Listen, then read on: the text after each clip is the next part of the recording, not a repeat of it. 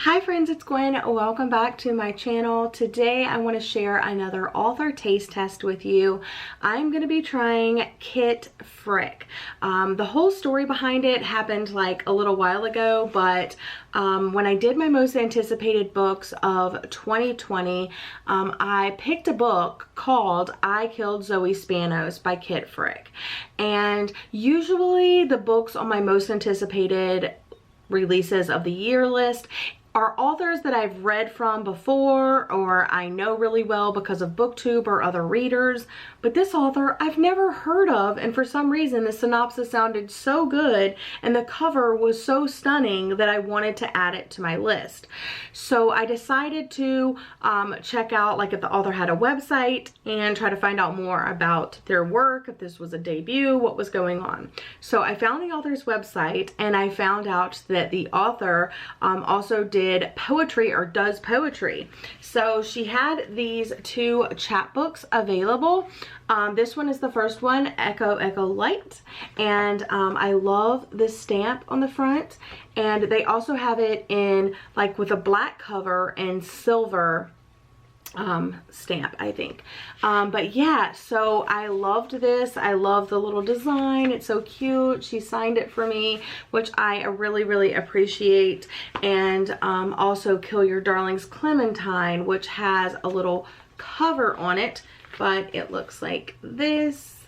And then it has the cover, of course, and then on the back of the cover it has like an illustrated copy of her. But yeah, so these are quick little like poetry books. That this one seems to be more standalone poems, and this one it's interesting because I don't know, it feels like one poem to me. So I have already read these. I actually read these last night because they're just really quick and really short. I will probably say I enjoyed this one more, but this one, I don't know. I kind of liked this one. I don't know. It's hard. It's hard to decide. But if I'm being completely honest, I don't know that much about poetry. I never studied it in school other than like elementary school or whenever you study poetry, but not like in-depth, modern, more recent poetry. And I feel like sitting down to break this down with her or with another poetry teacher or with other like people that love to read poetry, it would help me digest these a little bit more. What I did with this one that I really think helped is I didn't read it out loud, but I did read it semi out loud to myself, and I'll show you what it looks like. So it definitely does have breaks and stuff like that. So I was reading it just like that. So yeah, the men here are thick-lunged, small of air. They know the shortages of this place. How small becomes smaller. Cough turns choke. So I was reading it kind of like that, but this one I liked it had like phases of the moon, or yeah, like here's one.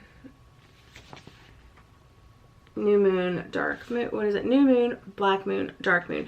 And it gave a little bit of information about like the moon or the moon phases, like, and it was so interesting. I actually learned some new stuff about the moon. So I ordered both of these, and so See All the Stars by Kit Frick is her debut novel. And then her follow-up novel is All Eyes on Us. And these are both YA stories. This one, it has a suspense storyline, and it blurs between friendship, love, and self-discovery. And I love the cover of this one specifically. Oh, twinning. Let's go ahead and jump into these. The first one I started last night as well. I'm currently on chapter 3, which is only page 22. So you're gonna get all of my thoughts. I'm actually listening to this one on Scribd. Scribd was free for 30 days, and then after that it would charge me or whatever. But yeah, I got Scribd for the first time ever because I use Audible and I use Overdrive and I use Hoopla to get my audiobooks. But yeah, so I have it right here on Scribd, and yeah, I'm listening to that kind of at night and stuff like that. I'm not in a huge rush to like binge these or anything like that. Since I'm already reading this one, I'm gonna go ahead and read like a brief synopsis of it for you. So it's broken up into different time periods, the then, now, oh, and then and now. Oh yeah, so it does follow 4 friends, Bex, Jenny, Ellery, and Rhett, electric, headstrong young women, Ellery's whole solar system. So Ellery seems to be the main character. And then now Ellery is alone, her once inseparable group of friends torn apart by secrets, deception, and a shocking incident that changed their lives forever. Update time, it's a little after 5 p.m. and I haven't read much today. I am currently on page 53, chapter 6, but I just made this giant smoothie and I thought I could dedicate some reading time while I'm drinking this smoothie, because it actually takes me a little bit to drink these because they're nice and thick. I put frozen bananas, frozen, it's like this mixed berry, but like blackberry, strawberry. I don't think this one has strawberry, so blackberry, raspberry, blueberry, and then the banana, and then honey, and then oat milk, and it's so good. And I use my reusable bamboo smoothie straw. So far, it's just going back and forth. You don't know what happens. It's definitely taken its time to let you know. I almost think that this is going to be a book that drags it out till near the end to actually tell you what's going on, and that's kind of become like a problem recently, because like after you know what happens, you need to know more after that, and it's usually like towards the end. So I don't know, it's good and I like it, but it's not, I mean, it's easy to put down. I'm not like dying to read it every 5 seconds. Hi friends, I'm here with a reading update. I realized that I didn't update you this morning. It's kind of been a weird day. It is a Saturday, but it's just been a weird day. I've been really tired today. I actually woke up really early. I think it was like 5 o'clock. So I was up from like 5 to 6, and then I went back to bed and I slept until 9, and then I woke up and I played Animal Crossing for a little bit, and then I did a lot of outdoor weeding today, which felt really nice to get out in the sun. That's why my face may be a little pinker than normal. Anyway, I'm here with a reading update. Yesterday I managed to read 144 pages of See All the Stars by Kit Frick, and today I've managed to read a bit more. I'm currently on page 194, so 50 more pages, and then it's only a 305 pages. So my goal is to actually finish this today and then start the next book tonight. It's actually a pretty good story, I mean, but I think I'm just really done with YA unless it's something like super special. So right now, if I had to rate the story, I would rate it 3 out of 5 stars, because there's nothing wrong with it, and it's actually doing a couple of good things really well. Like obviously it's a YA story, so the book is about teenagers, and the teenagers feel really realistic. There's a group of 4 friends that have separated, gone their separate ways for some unknown reason at this point. I think I have an idea what the thing is going to be, but this feels like it could be happening in any town across the United States or anywhere in the world to high school seniors and, you know, in the past lives, juniors and stuff. So yeah, it just feels really realistic. The way that they're talking feels really realistic. There's a couple of pop references like thrown in, but I don't think it's over the top. I do think it will eventually date itself. But I don't think that's like a huge deal. I managed to accomplish my goal yesterday, and I finished See All the Stars, Kit Frick's first novel, and I ended up rating it 3 out of 5 stars. I did write a Goodreads review, and I basically said that objectively I think it's a decent story. However, I think I've read a lot of YA contemporary, and this, what did I say? it does a lot of similar things. So if you are advancing from middle grade to YA, or like stepping up, I don't really want to think it's like a hierarchy or anything, but that I think you would really like this. And if you're looking for like beginner contemporaries, I would pick this up. But I am hopeful for other books written by her, because you know, this is her first novel. The basic storyline is girl used to have friends and a boyfriend, and now she doesn't. Why? Because of reasons. So it's told in alternating timelines. There's a then and a now section, and basically you follow along as in the past, or kind of finding out what happened, what led up to the split between these four really good friends. And in the now chapters, you're seeing that she's not friends with these girls anymore, and kind of the loneliness and stuff like that that comes with that. So I wrote 4 things that I liked and 4 things that I didn't like, or I think could have improved the novel, and I just thought I would share those with you. So for things that I liked that the teenagers felt like teenagers. I think I talked to you about that before. I also talked about that the pop culture references were here, but I didn't think that they were overdone. And then what happens in a lot of YA stories is that the parents are completely absent, and they weren't in this one. Every like person, like the 4 girls and her boyfriend and a couple other people, like they all have parents, and some of them are better parents than others. Some of them are more absent. Some of them are really present and care, but whether or not they were present, they were actually a part of the story.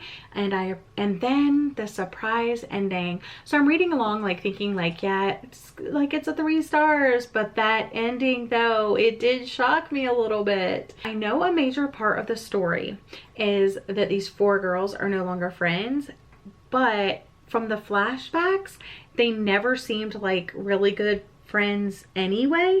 So I think you either needed to make them seem like better friends and closer friends for this to really be like a bad thing that she's no longer friends with them. The second thing, Matthias, her boyfriend, he has these outbursts, and the way that he treated Ellery, like during certain moments, I guess it was like sort of explained, but it was harmful, and I don't think that we got a good explanation, and I don't think there is a good explanation that could have been given for him to be like that, other than he's a douchebag. The third thing is that I wish we were privy to at least one actual session with Dr. Marcia. I don't want to go too much into that, but I just think that it does hint on her sessions with Dr. Marcia several times. But I think if we would actually like been in one of the sessions and you know, actually went in and talked about things other than just like hearing it secondhand, if we were actually in the room with her having the session and we were hearing it firsthand rather than like secondhand from the main character, does that make sense? And then the catalyst for what happened was no mystery. I saw that coming a mile away. So those are my thoughts. So overall, like really good beginner contemporary. If you're looking to taste test Kit Frick, this would be a good one. But yeah, it didn't blow me away. So I did move on to All Eyes on Us. Actually, this is just the dust jacket. I have the book right here. I actually did start this last night. I am currently on page 39, so chapter 4. And this one also, like See All the Stars, is told in at least 2 perspectives right now. There is Amanda, who is one of our main characters, and then there's Rosalie, which is another character. Hopped on here to give you a reading update about Kit Frick's story, All Eyes on Us. I am currently on page 126, chapter 12, and I do hope to make some progress through this today. I just do have a lot of other stuff going on today, but let's see. So like I told you before, I think it's told in alternating perspectives. We have Rosalie and then we have Amanda. And Rosalie likes girls, but she's dating or seeing this guy Carter, which is Amanda's boyfriend. But obviously she doesn't love him. She actually likes this other girl that I guess they've been together for a while. But this book also has a lot of religious undertones of her religion. She had to go to this like conversion therapy place, and now she's keeping her relationship with, I'm assuming, her girlfriend under wraps, and she's dating Carter to kind of like put on this show for her parents for like, I guess, another few months until she can like move out and be on her own and, you know, do what she wants. This guy Carter that like both of these girls are dating, like Amanda knows he's a cheater and she still stays with him because he's like good for her family. Like they're both using Carter. She needs Carter because her family needs his money, basically. And then Rosalie needs Carter because of her liking girls and she's putting on that front right now. Yeah, but he's just like a cheater, so like he kind of deserves it.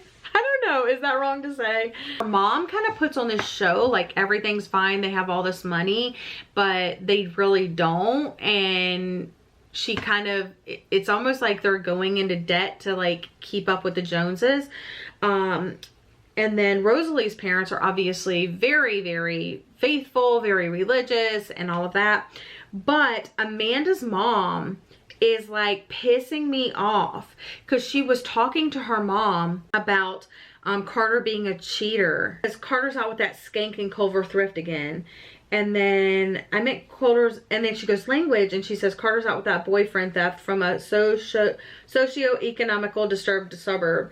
And then anyway, she goes, and you're feeling self-conscious, and your father and I support you and Carter completely. And then later on she goes on, but Amanda, boys will be boys, and people, men especially, make mistakes. Relationships are a long game. There are going to be other women. Mom, listen, Amanda, I know you don't like me saying this, but you think it's not feminist, but honey, you have to make some allowances.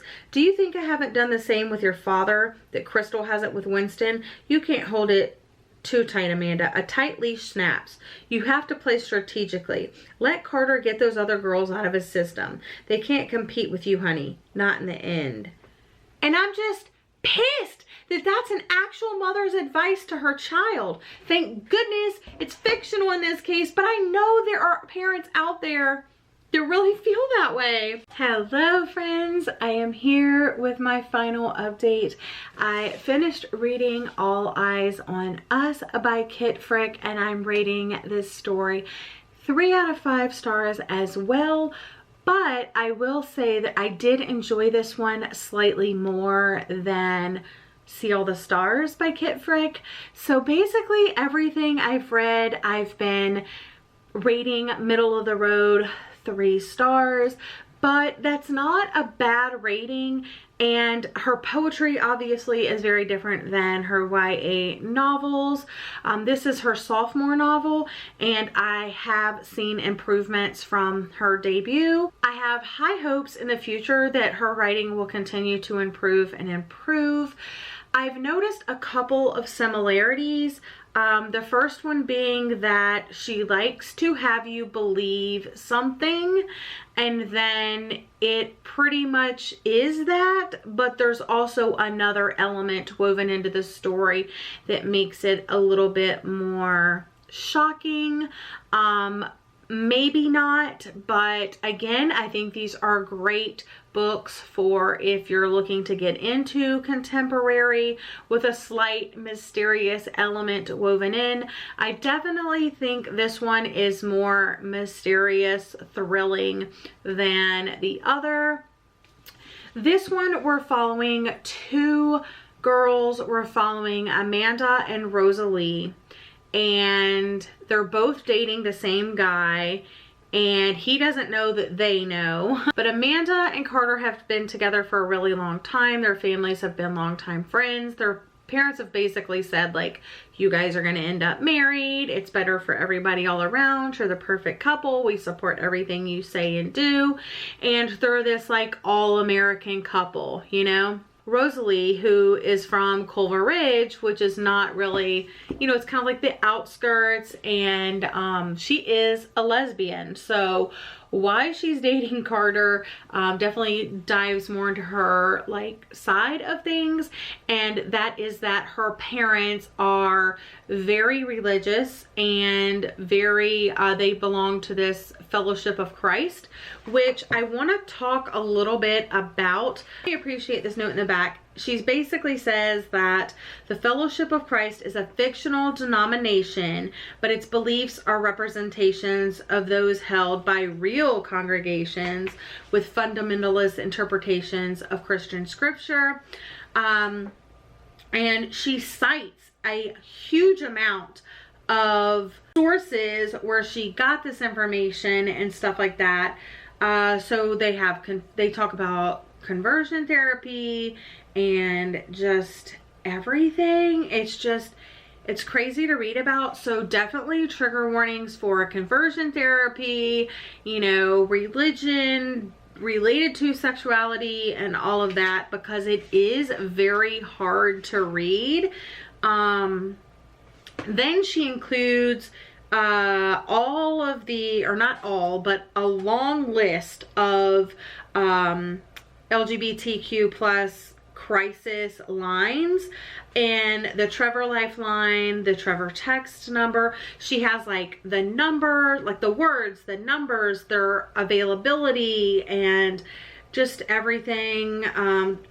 Let's see, the LGBT National Help Center Youth Talk Line, the LGBT National Online Peer Support Chat, Trans Lifeline, websites that you can go to, hashtags you can use, everything. And I think that is wonderful, because I definitely think that having that in this book, like if someone's dealing with that and they pick up this book and now they have all this information at their fingertips. So I really appreciate when authors talk about this stuff in books, but like give you lifelines, if you will, to reach out to get additional help.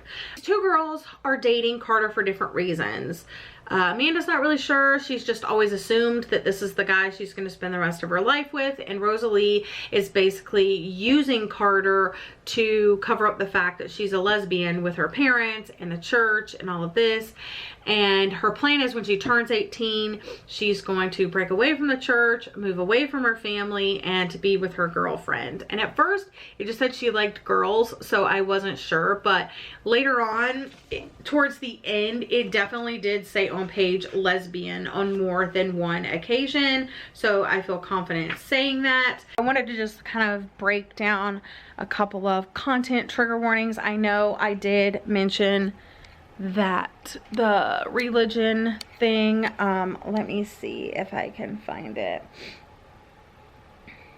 Okay, so alcoholism, religion versus sexuality, like I said, emotional abuse, and stalking. So those are a couple of the things. The main mystery thrilling element comes in when Amanda starts getting these anonymous private texts that say, like, they start threatening her and saying like that she deserves not to have a cheating douchebag on her arm, and it just kind of goes from there. Like, basically, Carter doesn't deserve you. You deserve more. You need to publicly break up with him or bad stuff is going to start happening. Let me say that these were surface level threatening messages, because I never felt threatened at all. The only thing that really happened is she went to school one day and something happened there. There was like a little scene set up, but like no one was in danger. Like it never felt to me like she was in danger. So I just thought about like Pretty Little Liars, how the girls always used to get texts from A, and like bad stuff really did go down compared to this. And I was just like, they needed, like, I think that it needed to push the envelope a little bit more because the text messages in here were less threatening and less scary and more like less pressuring than the ones that the girls got on Pretty Little Liars. I wish there was a little bit more, like, if you don't do it and then like stuff actually started happening. There were like two main things that happened, but I think more needed to happen. 3 stars for this one. I do enjoy, the stories are getting better. Like the first one was good, you know, it was all right. This one was a little bit better. So I am still excited about I Killed Zoe Spanos. So I will pick that up sometime in the future. But that's all for today's video. Thank you so much for joining me. I hope you're all having a lovely day or night. And I'll see you guys again soon. Bye.